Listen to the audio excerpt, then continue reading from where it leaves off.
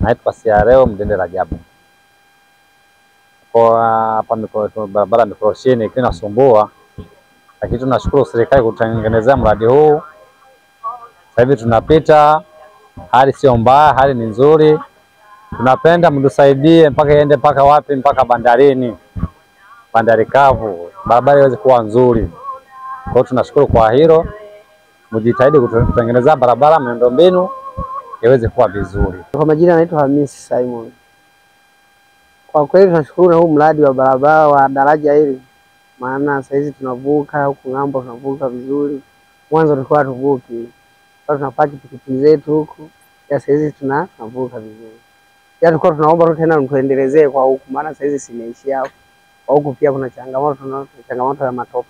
Kwa majina naitwa Bernard Mwita, mhandisi TARURA Bagamoyo, na kaimu ofisi ya meneja wa TARURA. Huu mradi umetekelezwa na mkandarasi anaitwa Lukari Construction, na muda wa mradi ulikuwa miezi 6.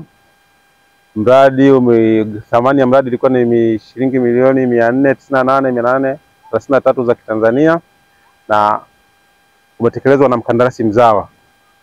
Eneo hili lilikuwa ni eneo la bonde la mapumulio ya mto Ruvu na linajaa maji kipindi cha masika, hapa pitiki.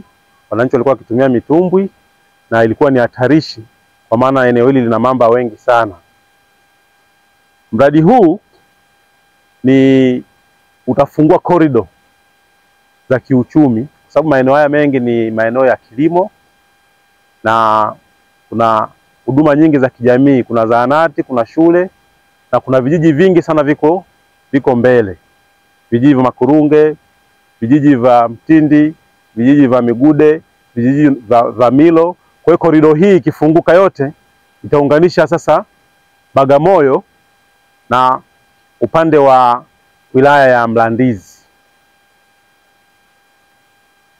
Utekelezaji ilikuwa ni kilomita 5.6 na ujenzi wa daraja kubwa la midomo mitatu ambalo limeshakamilika, na hizi kilomita 5.6 zimeshakamilika. Ilikuwa pamoja na kunyanyua tuta mita 400.